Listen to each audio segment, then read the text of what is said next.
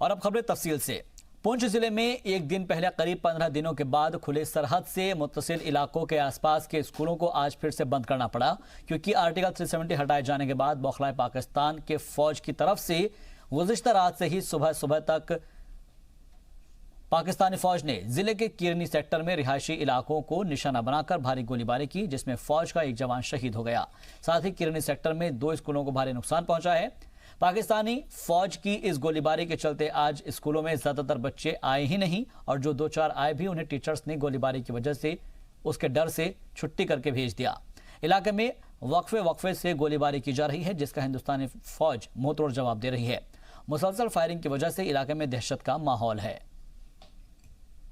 पिछले कई दिनों से लगातार पाकिस्तान की तरफ से पुंछ के कई इलाकों में गोलाबारी हो रही है। बीती रात भी पाकिस्तान की तरफ से किरनी सेक्टर में जबरदस्त गोलाबारी हो रही है, जो अभी भी रुक रुक कर हो रही है। हम आपको बता दें, ये जो सामने वाला आप पहाड़ देख रहे हो, ये पाकिस्तान का पहाड़ है और इनके ऊपर जो बनी है ये पाकिस्तान की पोस्टें हैं, और यहीं से पाकिस्तान गोलाबारी कर रहा है और इस इलाके को टारगेट कर रहा है, और जिसके कारण लोगों में काफ़ी डर का माहौल पैदा हो गया है। इस वक्त हम हैं किरनी के आखिरी उस स्कूल में, मिडिल स्कूल किरनी में, जहाँ 2 दिन पहले स्कूल खुले थे।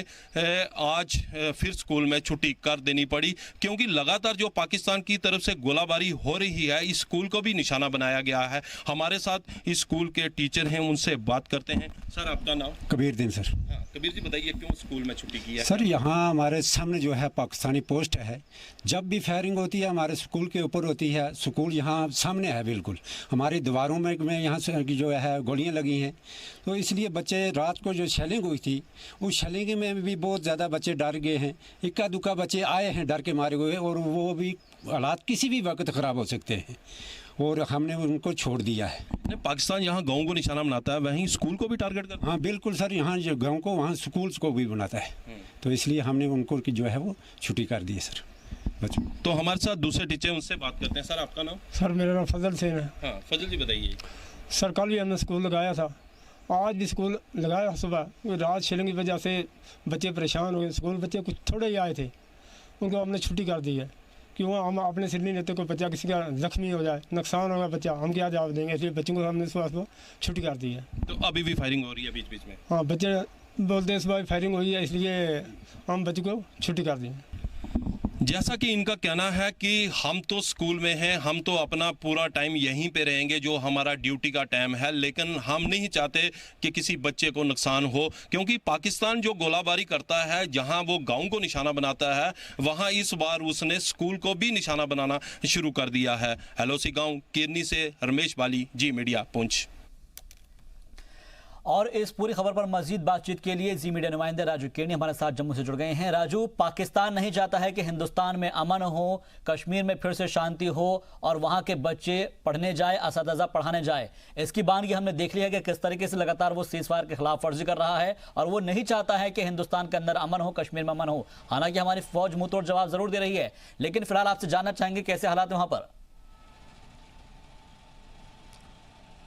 देखिए, मैं बिल्कुल सही कहा कि पाकिस्तान की एक बात जो है ये बिल्कुल तय है कि पाकिस्तान कहता कुछ है और करता कुछ है। पाकिस्तान एक तरफ जो है दुनिया भर में जाके जो है गुहार लगा रहा है कि वो कहता है कि मैं भारत के साथ रिश्ते सामान्य चाहता हूँ, भारत है कि वो सीज़फायर वायलेशन करता है, लेकिन उल्टा जो है पाकिस्तान की तरफ से जो सच्चाई है वो अभी सामने जो है आ गई कि कल अभी स्कूल खुले थे और कल ही पाकिस्तान की तरफ से शाम को जो है किरनी सेक्टर में फायरिंग शुरू कर दी गई।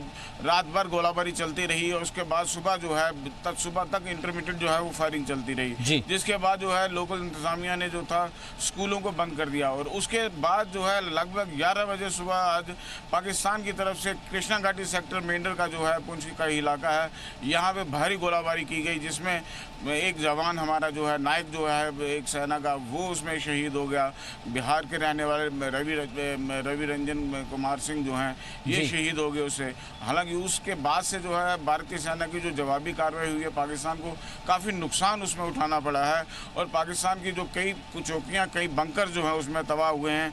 हालांकि पाकिस्तान की तरफ से अभी पुष्टि करने में देर लगेगी कि कितने सैनिक उसमें मारे गए हैं, लेकिन पाकिस्तान जानबूझ के जो है लाइन ऑफ कंट्रोल पे तनावपूर्ण हालात बनाए रखना चाहता है, जिसको देखते हुए प्रशासन की तरफ से जो लाइन ऑफ कंट्रोल में पाकिस्तानी गोलाबारी की नज़दीकी स्कूल जो थे उनको बंद करना पड़ा इस सारे जो है बेल्ट में। जी, लेकिन सीज फायर की जो नापाक खिलाफ वर्जी हो रही है उसको लेकर जिस तरीके से हमारी जो फौज है वो मुंहतोड़ जवाब जरूर दे रही है, लेकिन हमें इस बात के ऊपर भी अमल करना जरूरी है कि हम अपने जो तलबा है और असातिज़ा है उन सबको ये बताने की जरूरत है कि इस सब माहौल के बीच हमारे जवान उनकी हिफाजत के लिए खड़े हुए हैं, वो स्कूल जरूर आए। क्योंकि 15 दिनों बाद जब स्कूल खुले थे तो पाकिस्तान इसी बात से और बौखला गया होगा कि इनके यहाँ पर कुछ भी खराब नहीं हो पा रहा है, अमन फिर से लौट आई है, हर कोई आदमी अपनी मामूली जिंदगी पर लौट आया है और शायद यही पाकिस्तान के लिए बहुत बड़ा दिक्कत वाली बात है। मैं आपसे समझना चाहूंगा कि ऐसे कौन कौन से स्कूल है जो उस जगह पर ऐसे सेक्टर से लगे हुए हैं जिसके अंदर खतरा होता है, ताकि वहां पर कम से कम कुछ ऐसे फौज के जो लोग हैं वो मुहैया कराया जा सके, ताकि लोगों के अंदर जो खौफ बढ़ता चला जाए उससे पहले ही उससे निजात मिल जाए। देखिए, पाकिस्तान की तरफ से हमेशा ये कायराना जो है हरकतें जो है की जाती रही हैं। पाकिस्तान सैन्य ठिकाने जो है उन पे कम निशाना बनाता है, जबकि जो सिविलियन पॉपुलेशन होती है उस पर ज़्यादा निशाने बनाता है, क्योंकि सिविलियन पॉपुलेशन जो है पाकिस्तान के साथ लगती लाइन ऑफ कंट्रोल है, काफ़ी नज़दीक तक जो है सिविलियन लोगों के घर हैं और इन्हीं घरों के नज़दीक जो गाँव हैं, जो इन्हीं गाँव के अंदर जो है वो स्कूल हैं जो कि काफ़ी सालों से जो है, अगर हम बात करें तो कई स्कूल इनमें इतने पुराने हैं कि जब से पार्टीशन हुआ तब से वो स्कूल जो है वो फंक्शन कर रहे हैं। हालांकि प्रशासन की तरफ से कोशिशें भी की गई हैं, कई स्कूलों को शिफ्ट करके पीछे भी लाया गया है, लेकिन कई स्कूल ऐसे हैं जहाँ पे बच्चों के लिए जो है जैसे प्राइमरी स्कूल हैं वो स्कूल जो है गाँव के नज़दीक जो है वो बनाए गए हैं ताकि उनको ज़्यादा दिक्कत ना हो, ज़्यादा चलना ना पड़े।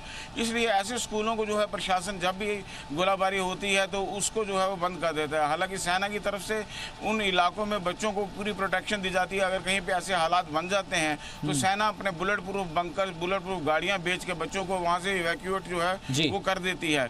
लेकिन पाकिस्तान की तरफ से हमेशा ये कोशिश रहती है कि वो स्कूलों को, हॉस्पिटलों को और जो रिहायशी ठिकाने हैं उनको निशाना बनाए। या कोई खेतीबाड़ी करने के लिए किसान अगर बाहर निकला है तो उसको स्नाइपर राइफल के साथ जो है शॉट करके यहाँ पैनिक फैलाने की कोशिश करे और खुद जो है वो अपनी तरफ से ये प्रोपेगेंडा करता है कि भारत जो है गोलाबारी कर रहा है उनके सिविलियन के ऊपर। लेकिन हकीकत जो है सभी को पता है, सारी दुनिया को बिल्कुल हकीकत हर किसी को मालूम है कि आखिर किस तरीके से पाकिस्तान प्रोपेगेंडा कर रहा है। हालांकि वो हर जगह फेल हो गया है, बैनुल अक़वामी मुद्दे पर गया था, वहां पर भी उसने मुंह की खाई है, किसी ने साथ नहीं दिया है, अलग थलग पड़ गया है। और जिस तरीके से वो लगातार बात करके कोशिश कर रहा है कि इसको इंटरनेशनल मुद्दा बनाया जाए, लेकिन ये दो मुल्कों के बीच का मामला है, इसको इस नज़र से देखना चाहिए। लेकिन अब जो असातिज़ा है या फिर बच्चे हैं स्कूल पढ़ने वाले, उनके बारे में अगर हम बात करें तो कि उनको क्या मैसेज पहुंचाया जाए ताकि अगर उनके जो वालिदैन हैं कि क्या स्कूल कल को खुलेंगे नहीं खुलेंगे, क्योंकि अभी बहुत कम बच्चे आ रहे हैं इस खौफ की वजह से। जी बिल्कुल, बच्चों में खौफ है। कोई भी वालिदैन जो है ऐसे हालात में, चूँकि जो ज़िला इंतज़ामिया है उसकी तरफ से भी जो एजुकेशन विभाग को ये आदेश पहले ही दिए जा चुके होते हैं कि अगर फायरिंग दिखती है उनको तो ऐसे मौक़ों पे जो है वो बच्चों को स्कूल ना भेजें और ना ही जो है बच्चों को जो है पढ़ाई के लिए वो क्लासें वहाँ पे लगाएं। ऐसे मौक़ों पे जो है हमेशा ये जो है एक एहतियात जो है ये बरती जाती है, क्योंकि गोली का कोई पता नहीं होता और पाकिस्तान है जो कि इस मामले में कभी भी वो शर्मिंदा नहीं होता। वो बच्चों को, जो मासूम बच्चे होते हैं उनके स्कूलों को टारगेट करता है। हमने कई बार वहाँ पे जाके देखा है कि स्कूलों की इमारतों में जो है जो मोर्टार दागे गए होते हैं उनके शर्रे वहाँ पे लगे होते हैं, कई गोलियों के निशान वहाँ पे लगे होते हैं और गोलियों के बम्बों के साए में फिर भी बच्चे जो हैं अपनी पढ़ाई करने को वचनबद्ध रहते हैं। फिर भी वो जब भी गोलाबारी रुकती है, थमती है, बच्चे स्कूल चले जाते हैं और अपने जो है जो पढ़ाई का जो नुकसान होता है उसकी भरपाई करने की कोशिश करते हैं। जी बहुत बहुत शुक्रिया मजीद बातचीत के लिए, तमाम अपडेट के लिए राजू केरनी आपका। लेकिन सवाल यही उठता है कि पाकिस्तान हर बार मुंह की खाता है और इस बार भी मुंह की खाएगा, क्योंकि हिंदुस्तानी जो फौज है वो लगातार मुंह तोड़ जवाब दे रही है। और जितने भी हमारे तलबा तालिबात हैं वो अपनी पढ़ाई बदस्तूर जारी रखें, डरने की किसी से कोई ज़रूरत नहीं है। हमारे असातिज़ा जो है वो पढ़ाने के लिए पहुंच रहे हैं, क्योंकि पाकिस्तान अपनी नापाक हरकतों से बाज आने वाला नहीं है। लेकिन हमारे तलबा और असातिज़ा को भी ये दिखाना है कि वो ऐसे माहौल में भी पढ़ने के लिए तैयार है। चलिए बढ़ते आगे। आर्टिकल 370 हटाए जाने के बाद रियासत में तेजी से मामूलात जिंदगी पटरी पर लौट रही है और लोगों को धीरे धीरे मरहलेवार तरीके से पाबंदियों में ढील दी जा रही है। तकरीबन लोगों को हर सहूलियत का ख्याल रखा जा रहा है। पेश है श्रीनगर से एक रिपोर्ट।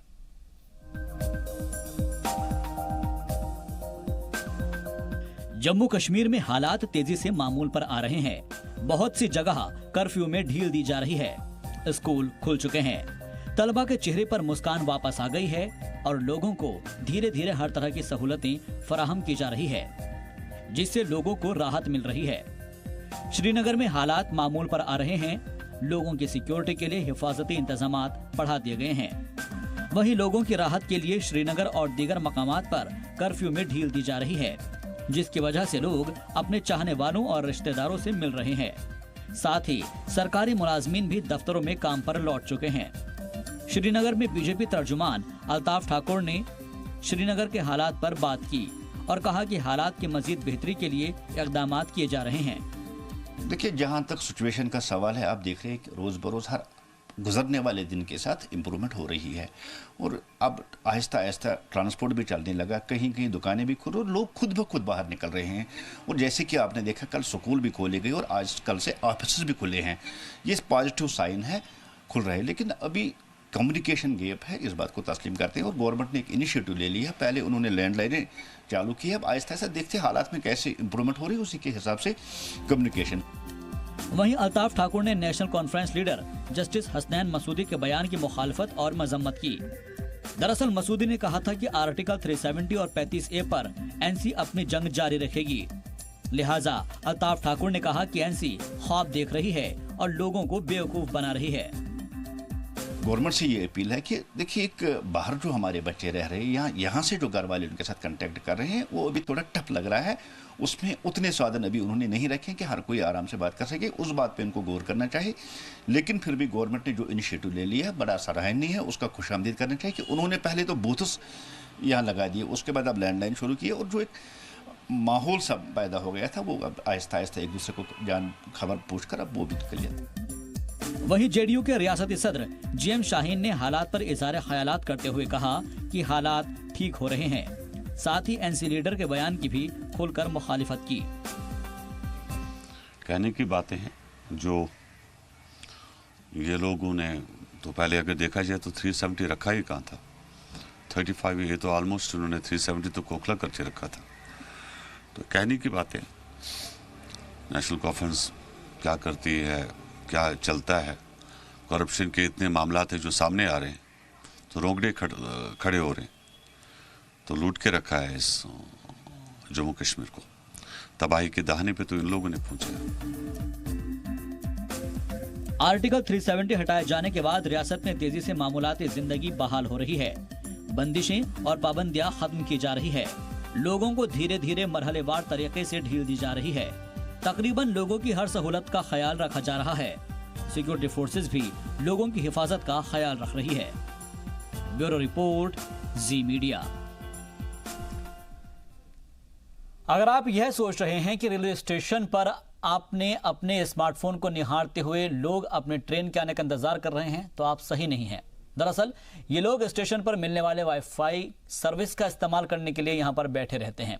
इन लोगों में ज़्यादातर नौजवान हैं जो दावा करते हैं कि वो अपनी पढ़ाई के सिलसिले में इंटरनेट के लिए यहाँ पर आ रहे हैं, तो कुछ लोगों का कहना है कि वो कारोबारी ट्रांजैक्शन के लिए रेलवे स्टेशन का रुख कर रहे हैं। ये तस्वीर अपने आप में बताने के लिए काफ़ी है कि लोग अपने अपने काम को अंजाम देने के लिए यहाँ पर आ रहे हैं। जो जम्मू का रेलवे स्टेशन है, जहाँ पर नेट की सुविधा बहुत बढ़िया है। सभी लोग जहाँ नेट यूज़ करने के लिए आते हैं और सभी जम्मू में नेटवर्क की सुविधा बंद है। सभी शॉप पर, मॉलों पर सभी नेट रुका हुआ है। ओनली रेलवे स्टेशन पर नेट चल रहा है वाईफाई, जिसके दौरान किसी को अर्जेंट कॉल करनी पड़े पंजाब के लिए, क्योंकि पंजाब का नंबर जम्मू में बंद हो जाता है, और कंट्री में दुबई डुबई में बात करने के लिए सबसे बढ़िया वाईफाई का रिजल्ट है। और रेलवे स्टेशन सबसे बढ़िया है, जहाँ का वाईफाई बहुत बढ़िया है। प्रॉब्लम तो काफ़ी सारी है, बट हम रेलवे मेरी शॉप है, मुझे माल वगैरह लेना होता है और उसके लिए ट्रांजेक्शन की कमी होती है, और मैं यहाँ पर आया हूँ, अपने एटीएम से पेमेंट करूँगा उनको, तो फिर मेरा माल आएगा। अभी हम जहाँ पे कॉलेज में पढ़ते हैं तो हमें नेट में बहुत प्रॉब्लम आ रही है, तो हमें वहाँ पढ़ाई में थोड़ी दिक्कत आ रही है, तो इसीलिए हमें वहाँ से चलकर यहाँ पे आना पड़ता है। हमारी पढ़ाई रुक रही थी, तो अभी हमें थोड़ी मदद मिल रही है, यहाँ पे फ्री सर्विस मिल रही है यहाँ पे। हाँ जी, यहाँ पर काफ़ी ज़्यादा प्रॉब्लम आ रही है नेट की वजह से। हमें जो पढ़ाई करनी पड़ती थी नेट से, जो हम कम्पिटिटिव एग्ज़ाम्स के लिए मतलब कुछ पढ़ते थे वहाँ से, तो वहाँ काफ़ी टाइम से नेट बंद है, तो इस वजह से स्टूडेंट्स को ज़्यादा प्रॉब्लम हो रही है नेट बंद से। इसलिए हम सरकार से थोड़ी अपील करते हैं कि थोड़ा हमारा नेट जो जल्दी ऑन करें। आज़ादी के वक्त और उसके बाद बिगड़े हालात के बीच मगरबी पाकिस्तान से आए रिफ्यूजी जो कि अब जम्मू कश्मीर के शहरी बनने के लिए बेताब है और वो बनने भी जा रहे हैं, वो हर एक तहसील में घूम घूम कर जश्न मना रहे हैं। कठुआ में जश्न के दौरान शहरियत मिलने की खुशी में ये रिफ्यूजी नाचते गाते नजर आए।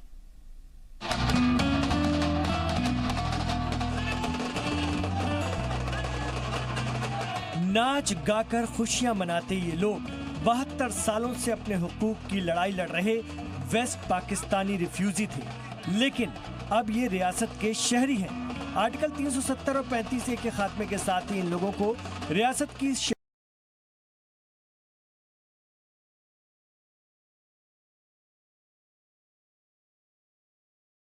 की बाद में ढोल की थाप पर नाच गाकर खुशियां मनाई। के बाद जिस कम्युनिटी को पहली बार आज़ादी मिली हो वो खुशी नहीं मनाएगा तो और क्या करेगा। हम शुक्रगुजार हैं माननीय प्राइम मिनिस्टर के, माननीय अमित शाह जी के, जो हमारे होम मिनिस्टर हैं, जिन्होंने अपनी विल पावर दिखाकर 71 सालों के बाद इन रिफ्यूजी परिवारों को जहां कश्मीरी हुक्मरानों से आज़ादी दिलाई।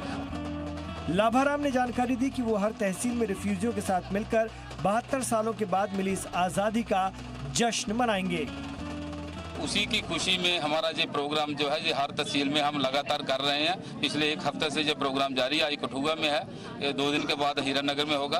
ऐसे ही 1 सितंबर को हमने अपने हेड ऑफिस स्वांखा मोड़ में एक बहुत बड़ा महासम्मेलन रखा है। बच्चे हैं हमारे जो नौजवान साथी हैं वो MLA खड़े हो सकते हैं, पंच सरपंच खड़े हो सकते हैं, एजुकेशन ले सकते हैं, नौकरियां ले सकते हैं, नागरिकता मिल गई है उनको, जम्मू कश्मीर में अपनी प्रॉपर्टी खरीद सकते हैं। जितने भी मौलिक अधिकार हैं जिनसे इन्होंने वंचित रखा था वो सारे के सारे हमें माननीय प्राइम मिनिस्टर ने वो